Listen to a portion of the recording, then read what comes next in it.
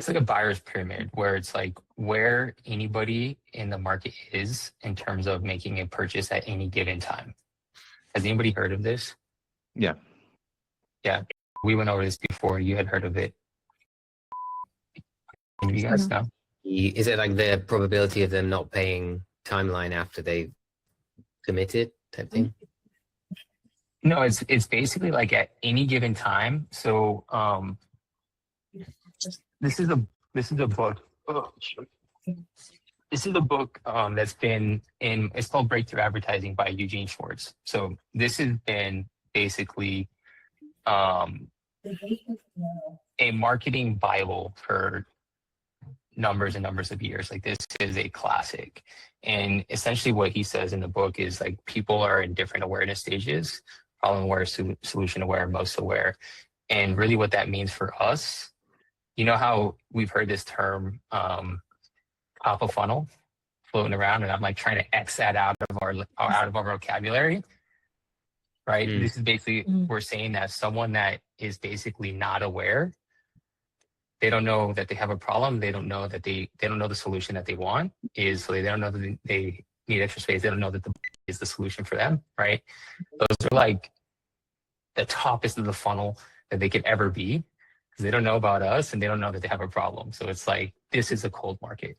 So at any given point, at any time, there's people fall into this category, and they typically fall into this category in any market. Can you guys see my screen? Yeah. This is the total market, the entire total market, not the people that we're talking to, not the people that marketing is bringing to us. This is the total market. So at any given time, 3% of people are ready to buy right now for any product. It's a car, it's a pen, it's a book, it's a coffee mug. 3% of the market and the entire market is ready to buy right now. They're actively looking for that. 7% of the total market could potentially buy today if they saw the right thing, if they heard the right things.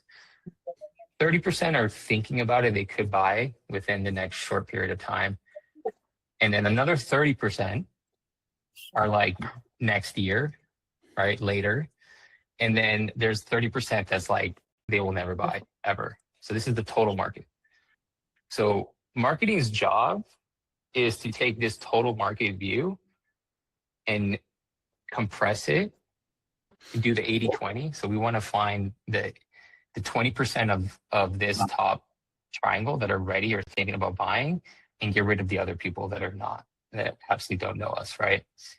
And so does this make sense to everybody so far? Yeah. Yeah. Okay. What questions do we have, guys? None? Okay.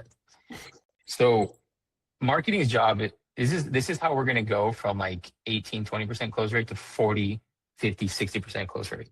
And this has to do with follow-up. This has to do with closing on call with payment collections. But marketing's job is to fill our calendars and to take the hottest of the entire market and put them onto our calendars. So really what this means, and how many closers, how many of you guys had somebody show up to call and they were just like, no matter what you said or did, they were going to buy? Yeah. We've all felt that, right? Who's felt that during contest season, especially? Yeah, right. So typically out of this top 3% of the entire market, our marketing has narrowed down, and about 10 to 20% of people at any given time that are showing up on call, they're going to buy, and they're willing to buy that day, depending on the season or whatever, right? 30 to 40% of people that show up on our calendars, they'll buy today, but it requires skill. This is why closers is why we have sales reps. You guys bring the skill to the table so that we can get to 30 to 40%, right? It's just like somebody has to help them see and understand the value, has to understand and help them see how that fits them and what they're looking for. So this right here is like closers. This is our team's primary earning zone. This is where we're going to make the most money.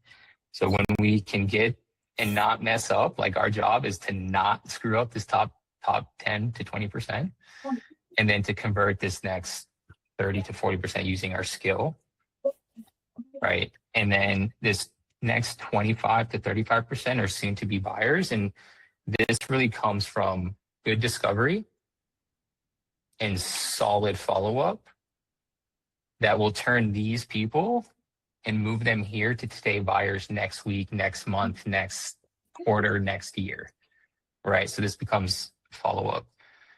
And then people who are later buyers,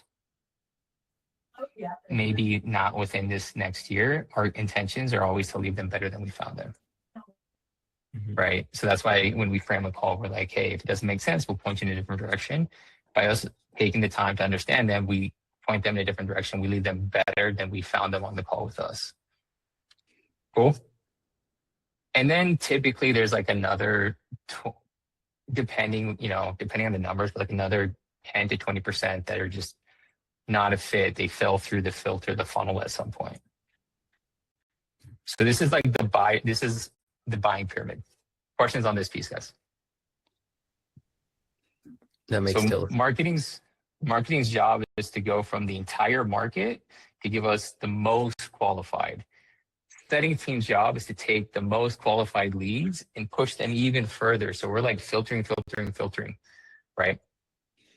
So how does this relate to everything that we're going to talk about? Everything we're talking about.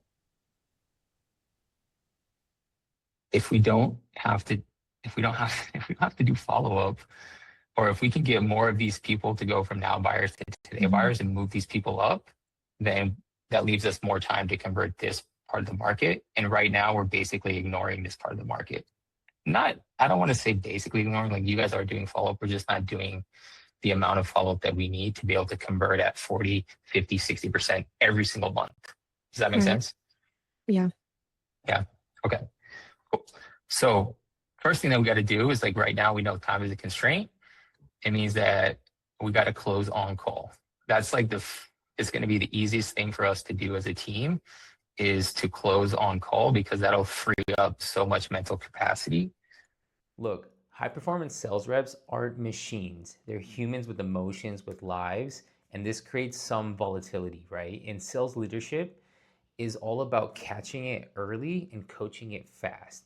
If you want to turn this into a repeatable system, watch this next video right here, where I break down exactly what it takes to build a high performance sales team.